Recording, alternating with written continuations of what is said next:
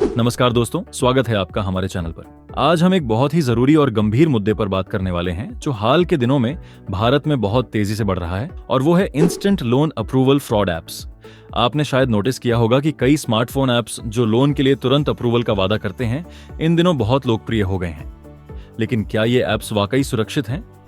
क्या ये एप्स आपको बिना किसी समस्या के लोन देते हैं, या फिर ये आपके साथ धोखाधड़ी कर रहे हैं? आज हम इसी टॉपिक पर बात करेंगे।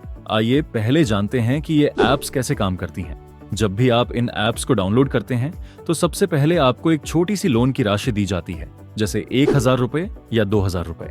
ये एप्स दावा करती हैं कि ये बहुत कम समय में लोन मंजूर कर दिया जाएगा, बस कुछ दस्तावेज अपलोड करने होंगे।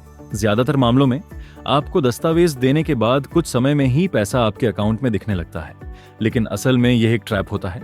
ये एप्स आपको एक छोटा लोन देती हैं और फिर आपको ये महसूस कराती हैं कि अब आपके पास लोन लेने का एक आसान तरीका है। लेकिन जैसे ही आप इसे चुकाने की कोशिश करते हैं तो आपको और भी अधिक पैसों की मांग की जाती है।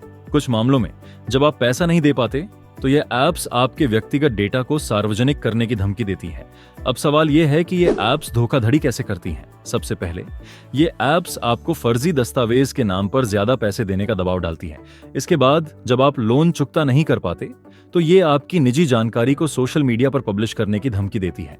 साथ ही इन एप्स में कोई वैध कस्टमर सपोर्ट भी नहीं होता। आप उनसे संपर्क नहीं कर पाते और फिर आपको लगता है कि आपके पास कोई रास्ता नहीं बचा है। अब बात करते हैं कि आप इन धोखाधड़ी एप्स से कैसे बच सकते हैं। सही एप्स का चयन करें। हमेशा गूगल प्ले स्टोर या एप्पल ऐप स्टोर से ही लोन एप्स डाउनलोड करें।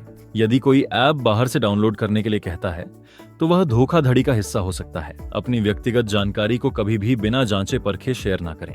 लोन के शर्तें पढ़ें। लोन के शर्तों और ब्याज दरों को अच्छे से पढ़ें। अगर शर्तें बहुत ज्यादा भ्रमित करने वाली हों तो यह एक बड़ा संकेत हो सकता है कि यह फर्जी है। रेगुलेटेड एप्स का ही चुनाव करें। भारत में RBI द्वारा रेगुलेटेड लोन एप्स से ही लोन लें। अगर धोखाधड़ी हो जाए तो क्या करें?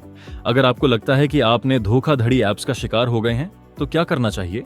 तुरंत पुलिस से संपर्क करें। आपको सबसे पहले नजदीकी पुलिस स्टेशन में रिपोर्ट दर्ज करानी चाहिए। अपने बैंक से संपर्क करें। आपका बैंक आपको फर्जी ट्रांजैक्शंस की जानकारी दे सकता है और जरूरी कदम उठा सकता है। शिकायत करें। आप reserve bank of India, RBI और भारतीय साइबर क्राइम पोर्टल पर भी शिकायत दर्ज कर सकते हैं। दोस्तों, ये समय है सतर्क रहने का। धोखाधड़ी के मामलों में बढ़ोतरी हो रही है और हमें अपनी सुरक्षा खुद ही सुनिश्चित करनी होगी। ध्यान रखें, कभी भी किसी ऐप या वेबसाइट पर व्यक्तिगत जानकारी साझा करने से पहले उसकी पूरी जांच करें। अगर आपको इस वीडियो से जानकारी मिली हो तो कृपया लाइक और शेयर जरूर करें, और अगर आपने अभी तक हमारे चैनल को सब्सक्राइब नहीं किया है तो अभी कर लीजिए।